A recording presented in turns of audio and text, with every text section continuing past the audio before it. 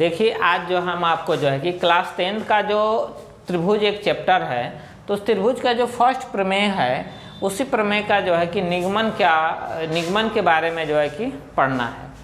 तो यहाँ देखिए जो हमारा पहला प्रमेय है यह कह रहा है कि किसी त्रिभुज की एक भुजा के समांतर खींची गई सरल रेखा अन्य दो भुजाओं को जिस बिंदुओं पर प्रतिच्छेदित करती है वे बिंदु भुजाएं समान अनुपात में बांटती है। तो जैसे देखिए यह हमारा एक त्रिभुज ABC है और इसमें जो है कि एक अन्य भुजा सरल रेखी की भुजा खींची गई है DE, जो है कि इनको जो है कि बराबर बराबर अनुपात में क्या कर रही है, बांट रही है।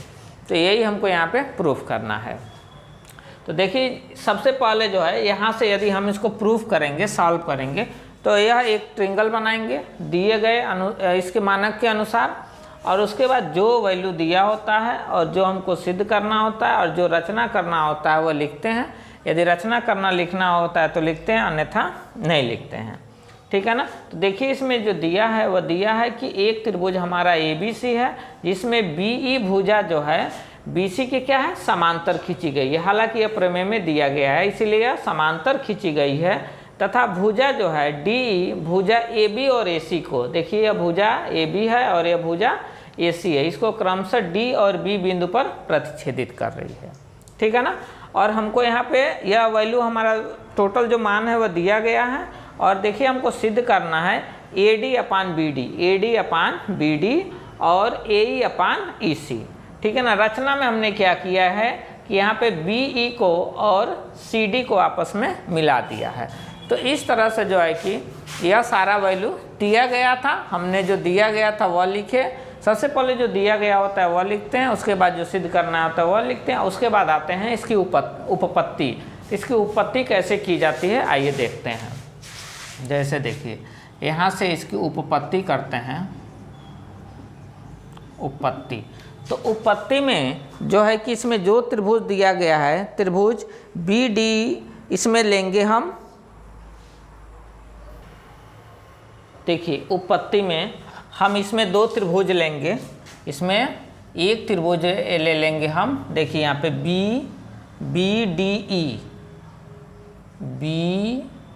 BDE और त्रिभुज CDE। देखिए यहाँ पे BDE मतलब यह त्रिभुज जिसमें रचना के द्वारा हम बनाए हैं यहाँ पे, देखिए यहाँ पे। ठीक है ना। और CDE दो त्रिभुज हम ले लिए यहाँ पे, और देखिए दोनों त्रिभुज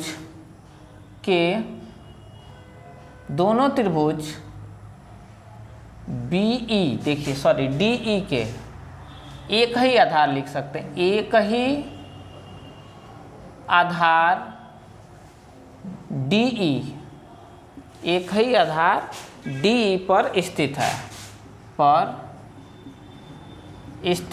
है, देखिए यह दोनों त्रिभुज जो है DE के पर स्थित हैं, तथा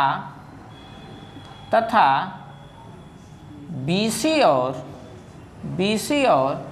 DE समांतर हैं। क्या है, समांतर हैं। तो यहाँ देखिए पहली बात तो ये दोनों त्रिभुज जो है एक ही आधार D पर स्थित हैं, और इन दोनों के बीच यानी कि DE और BC के बीच की जो दूरी है, यानी कि यह दोनों रेखाएं जो हैं आपस में क्या है, समांतर हैं।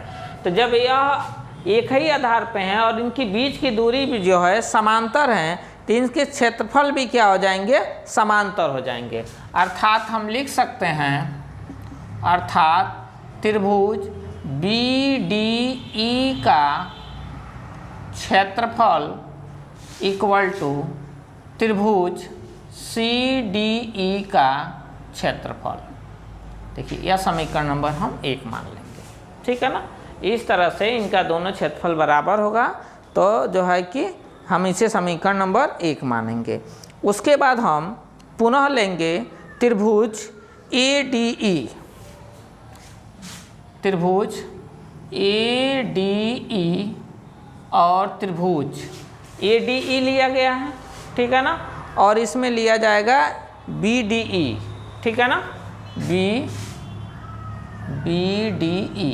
ठीक है ना। यह त्रिभुज लेंगे और इन दोनों त्रिभुजों का क्षेत्रफल हम निकालेंगे या क्षेत्रफल का अनुपात निकालेंगे। देखिए यह दोनों त्रिभुज हम ले लिए, तो इनके क्षेत्रफलों का हम अनुपात निकालेंगे। तो लिखेंगे त्रिभुज ADE का क्षेत्रफल बटे त्रिभुज BDE का क्षेत्रफल, ठीक है ना। तो त्रिभुज का क्षेत्रफल जो होता है वह होता है 1/2 आधार गुणे ऊंचाई बटे, इसका भी होगा 1/2 आधार गुणे ऊंचाई, ठीक है ना। अब देखिए त्रिभुज ADE लिया गया है, ADE लिया गया है, तो इसमें जो इसका आधार होगा AD होगा। देखिए ADE लिया गया है तो इसका आधार AD होगा, यानी लिख सकते हैं 1/2 AD गुणे ऊंचाई। तो देखिए इसका जो पूरा ऊंचाई है 90 डिग्री का इस पे बना रहा है, तो यह जो है कि इसकी ऊंचाई जो है, इसको यह नाम छूट गया है यहाँ पे, तो हम लिख सकते हैं EF। देखिए और पूरे का बटे जो है हो जाएगा। इसी तरह से हम इसका क्षेत्रफल निकालेंगे, तो 1/2 और आधार देखिए BDE, तो इसमें जो आधार होगा इसका आधार हो जाएगा BD, ठीक है ना, इसका आधार हो जाएगा BD। और देखिए यह जो लिया गया है BDE, इसकी ऊंचाई यदि निकाली जाए तो देखिए इस पे क्रॉस पड़ रहा है, तो सीधी ऊंचाई ली जाएगी तो हमारी ऊंचाई यही हो जाएगी, यानी कि यह हो जाएगा EF। देखिए EF से EF है कैंसिल, 1/1 कैंसिल, तो यह हो जाएगा AD/BD, ठीक है ना। यह हमारा समीकरण नंबर 2 हो जाएगा, ठीक है ना। अब जो है इसी प्रकार हम आ जाएं,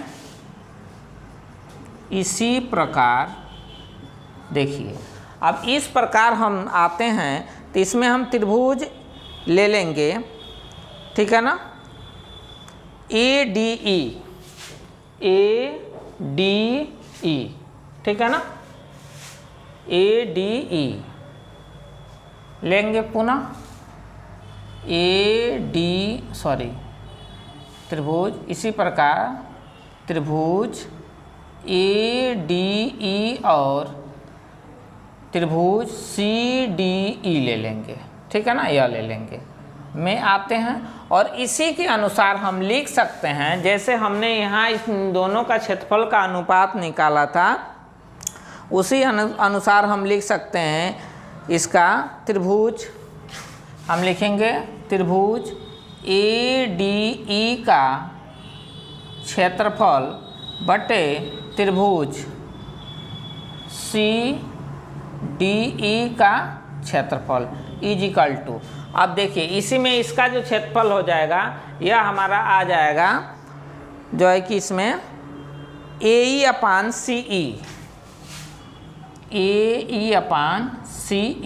तो देखिए यह समीकरण नंबर हमारा 3 हो जाएगा। अब देखिए यदि समीकरण नंबर 1 और इससे देखा जाए तो इन दोनों का क्षेत्रफल आपस में बराबर है, तो इनके अनुपात भी आपस में क्या होंगे, बराबर होंगे।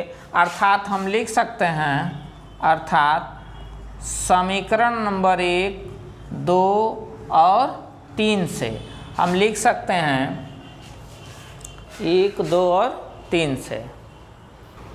देखिए इनका जब अनुपात हम निकाल लिए, तो जब इनका क्षेत्रफल आपस में बराबर है तो हम समीकरण नंबर 1, 2 और 3 से लिख सकते हैं। यहाँ पे देखिए ये 2 में क्या आया है, AD/BD is equal to AE/C। यही हमको क्या करना था, प्रूव करना था, ठीक है ना, यही हमको सिद्ध करना था। तो इस प्रकार से जो है कि इनको क्या किया जाता है, सिद्ध किया जाता है। तो यह हमारा जो था त्रिभुज का जो है कि जो चैप्टर है उसका प्रथम जो है कि प्रमेय था, प्रमेय नंबर 1 था, और यही हमको प्रमेय नंबर 1 में सिद्ध करना था। अब इसी प्रमेय नंबर 1 के अनुसार हम और सारी चीज़ें सिद्ध कर सकते हैं। जैसे देखिए हम लिख सकते हैं AB/AD और इक्वल टू AC/AE, यह भी इसी के अनुसार सिद्ध किया जा सकता है। तो यह जो इसमें का जो नेक्स्ट पॉइंट है हम आपको जो है कि अगले वीडियो में बताएंगे।